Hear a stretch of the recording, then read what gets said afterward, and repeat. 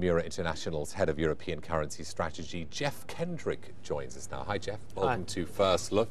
Seems as if the two funds will be combined. The big question is what money will be available to potential bailouts in the future. I mean, if you throw them both together, it's around 700 billion, but it seems as if the 200 billion won't actually be easily accessible, will it? So 500 seems to be the number, doesn't it? Yeah, I mean, unfortunately, even the ESM at the moment, which is supposed to be 500 billion, currently has zero in it. It's got no, yeah, exactly. So, which is a fact that some people do kind of miss sometimes. Yeah. So we have about 200 or 240 left in the EFSF. Yeah. The ESM currently has zero, but hopefully it will have 500 at some point. And the 240 isn't easily accessible because you've got to get a complete vote of confidence by all Eurozone nations to actually get access to that. So it's not easy, is it? Exactly. So markets are taking it remarkably well, actually, at the moment, given what's been going on in Spain recently. Yeah. So the big fear really is that at some point a very large country, which is clearly either Spain or Italy, needs a chunk of cash, and so far there is no solution for that.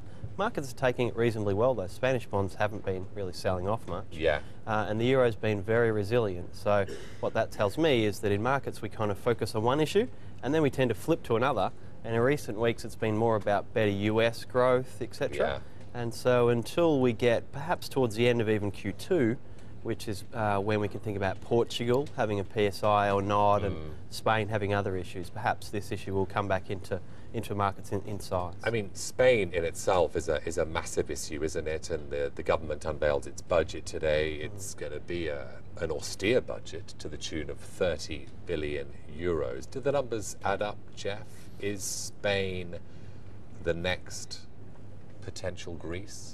Yeah, I mean, Spain are definitely in a tricky situation at the moment because they have been missing targets, they've been pushing targets out, etc.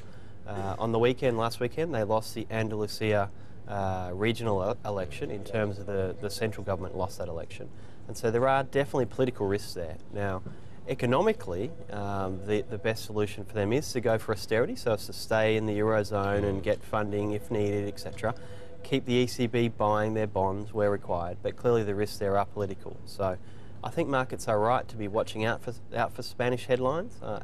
At the moment, I'm not concerned, but in a few months, if things went badly, it's possible the market could go. And are you in Monty's camp? The crisis is almost over, or not? I certainly hope so, because we have been talking about Greece and others in the peripheral for at least 2 years now. So it would be very handy if we could move on to other issues. But unfortunately, I certainly don't see that anytime soon. I'll ask you about the implications for the euro itself. Bloomberg correlation-weighted indices, one of my favourite functions, shows how all the currencies are trading against each other. Sure. We're going to rattle through them and you're going to tell me how they're going to fare in the second quarter and beyond. Let's start with the best performer, the New Zealand dollar, up by 3% on a correlation-weighted basis against its 9 major peers. Sure. Much room for an upside here or not?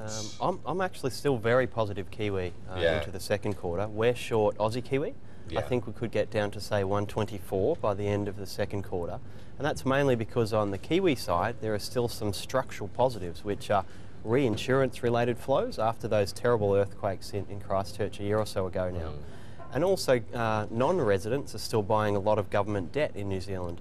And that driver is very important, medium term, and has been a strong positive for the Aussie, but that, most of the government debt in Australia has now been bought, so that's now being refocused into New Zealand. So I'm very positive Kiwi. And interestingly, non-residents have been buying government debt in Norway as well, which is the second best performer on the Bloomberg correlation-weighted indices in 2012. But that good fortune might have run out, you say?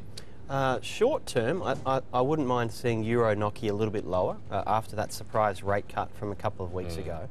But that driver that you're talking about in terms of government bond buying, interestingly, the Norwegian government have already done more than half of their annual bond issuance for this year. So that meant that in January and February in particular, there were big inflows as the government said, oh, looks like the market will take our debt, let's do most of it already.